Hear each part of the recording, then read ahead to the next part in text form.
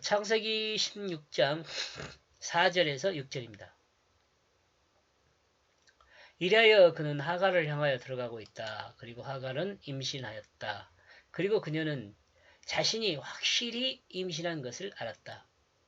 그리고 그녀의 두 눈은 그녀의 주인을 가볍게 보았다.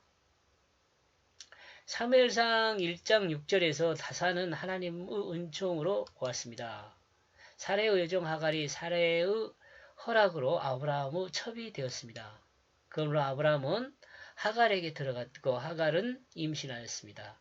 하갈이 임신하자 사레와 아브라함은 하나님의 역사가 여기에 있다는 것으로 생각했을 수 있습니다. 그죠? 아, 하나님이 이와 같이 역사하는구나 했을 거 아니에요. 특히 사례가 그래서 내 생각이 맞아. 아브라함 그것도 모르고 이렇게 생각했을 수 있다는 거죠. 여기에 넘어가면 진행되는 것이 마치 하나님이 진행하는 역사처럼 보일 수 있습니다. 그러나 주의해야 합니다. 하나님의 역사는 하나님의 말씀이 아닌 다른 것으로 역사하지 않습니다. 그러나 하나님은 인간에게 자유의지를 주었기 때문에 인간의 인격에 의한 인간의 생각으로 하나님을 기대하며 진행하는 것을 억지로 막지는 않습니다. 그러나 사람은 생각으로 행하는 그 일에는 사랑의 불편함을 준다는 것을 알아야 합니다. 또한 사람은 생각으로 행하는 그 일에는 사람에게 불편함을 준다는 것을 알아야 합니다. 또한 이 일들은 삶의 고통의 원인이 되기도 합니다. 맨 처음에는 잘 된 것 같지만 결과적으로 나중에 인간적인 생각은 고통을 준다는 거예요. 여기서 사례의 마음을 힘들고 불편하게 하는 또한 고통을 주는 일이 생기게 됩니다. 여기 어디에요? 사례의 말을 따라서 아브라함이 역사를 진행했을 때 이는 여종이었던 자가 여주인을 가볍게 보는 것입니다. 어쩌면 하갈은 사례를 향하여 너는 하나님의 역사에 없는 사람이다 라는 의미를 전달하는 눈으로 사례를 보았을 수 있습니다.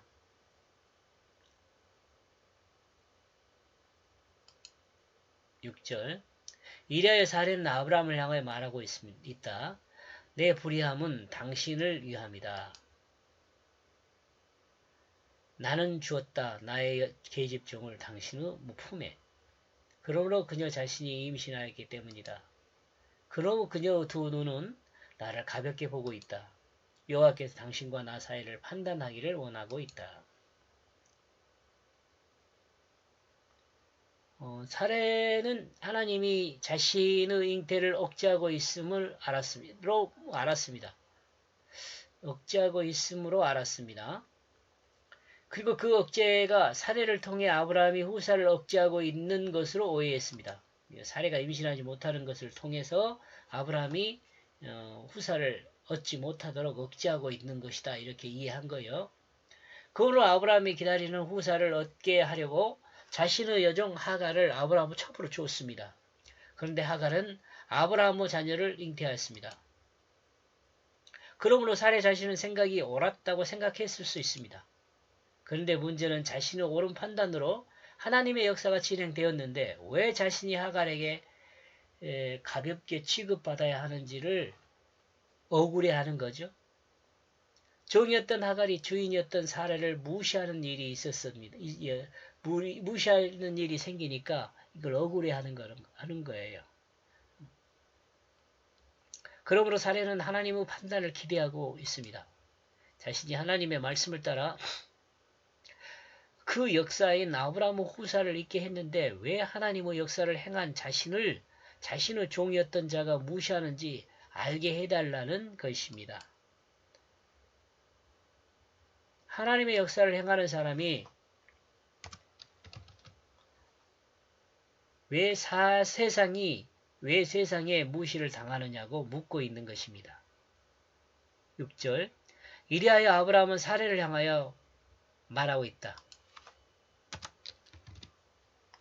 봐라, 당신에게 여종이다. 당신의 여종이다. 그녀는 당신의 손에 있다.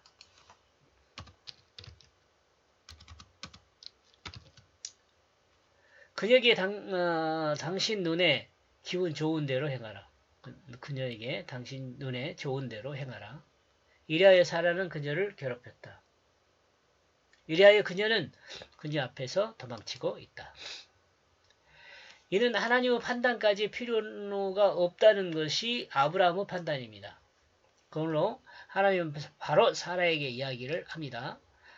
아브라함의 생각은 하갈은 여전히 사라의 여종이로 말합니다. 사라는 여종이지 않냐? 당신의 여종인 거 나도 안다. 이런 식으로 말하는 거죠. 그러므로 억울해할 필요 없이 사라 당신 마음에 기분 좋은 대로 행하면 된다. 만약 종이 주인을 무시하게 된다면 주종관계가 될 수가 없죠. 종이 주인의 말을 듣지 않는다면 주종관계가 안 되는 거잖아요.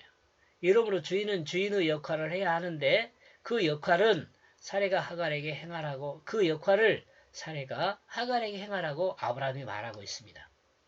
아브라함은 하갈이 여전히 당신 손에 있다고 이야기하죠. 이러므로 사례는 하갈을 괴롭혔습니다. 어떻게 괴롭혔는지에 대한 부분은 나오지 않지만 그러나 너무도 많은 괴로운 하갈은 괴로움을 당하던 하갈은 사례 앞에서 도망치게 됩니다. 하갈은 애굽 여인입니다. 아브라함이 애굽으로 내려가서 올라올 때 얻은 사례의 종이었을 수 있습니다. 애굽 왕이 사례에게 주었을 수 있습니다. 저 생각입니다. 이거.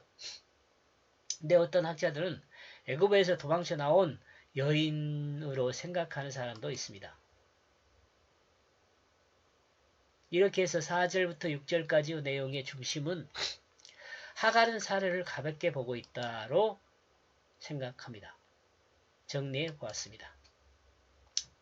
고맙습니다.